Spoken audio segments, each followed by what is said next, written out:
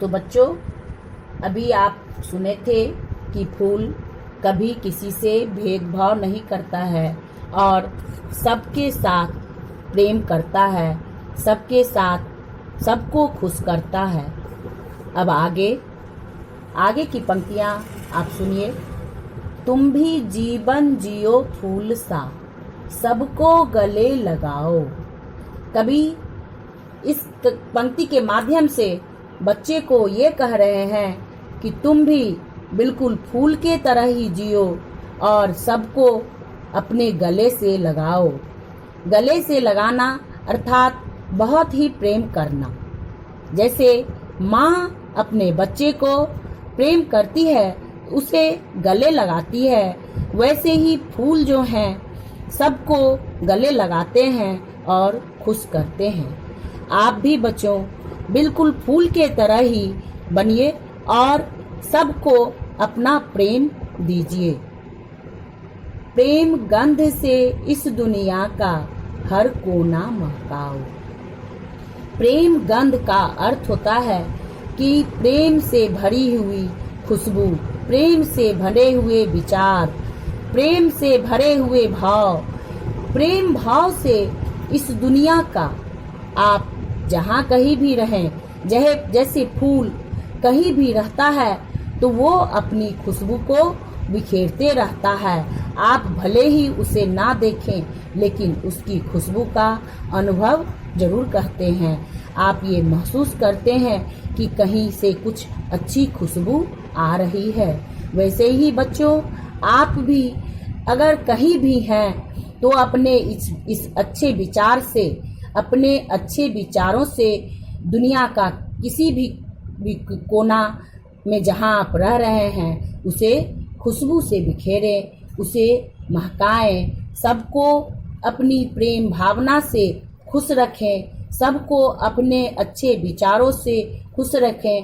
कभी किसी को कष्ट का अनुभव न होने दें। अगर कोई कष्ट में है तो उसे आप हमेशा खुश करने की ही इच्छा रखें। जैसे आपके लिए फूल है, वैसे ही आप भी इस संसार के कर्णधार हो। आप भी फूल के तरह ही बनो तो आपका जीवन हमेशा सफल होगा।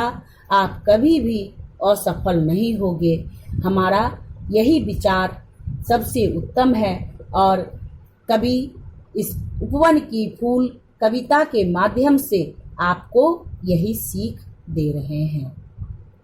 इस कविता की यही सीख है, सबके साथ मिलजुल कर रहना। इस कविता का यही भाव है कि आप सबके साथ मिलजुल कर रहें।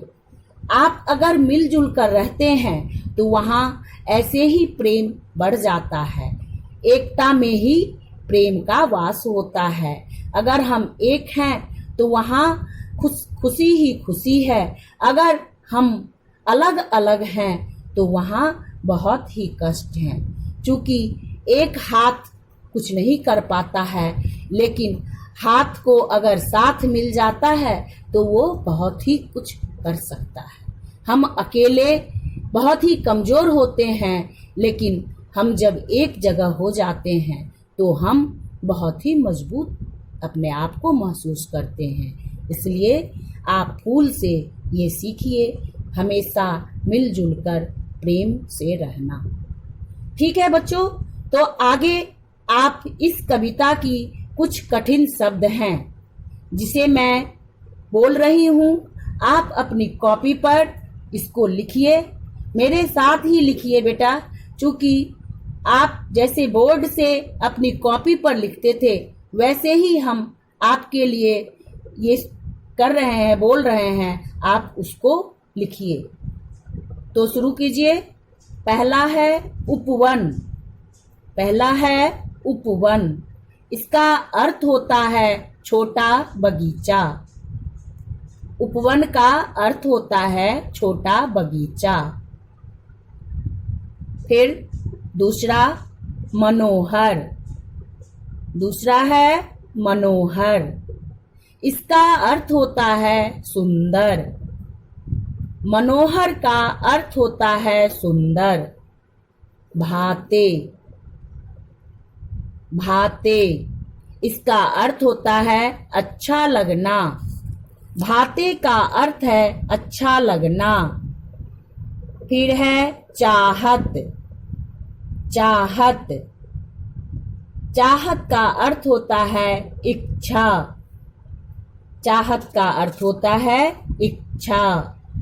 भेद, भेद, भेद का अर्थ होता है अंतर।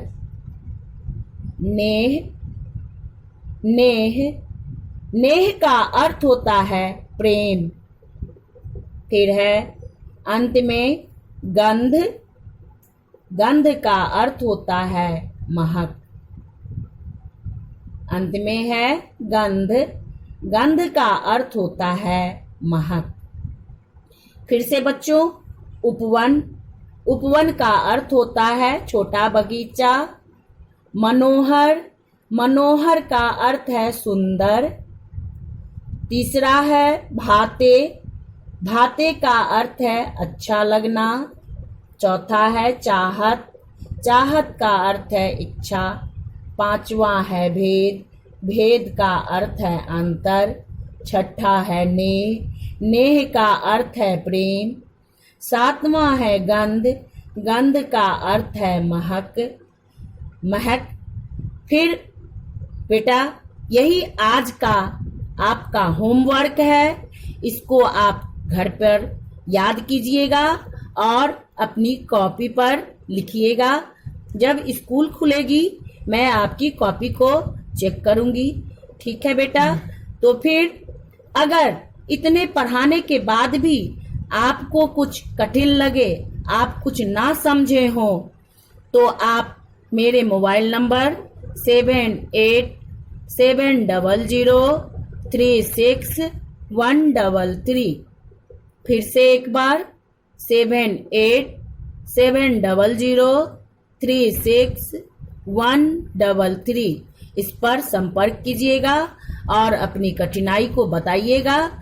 मैं आपकी कठिनाई का हल कर दूंगी। ठीक है बेटा।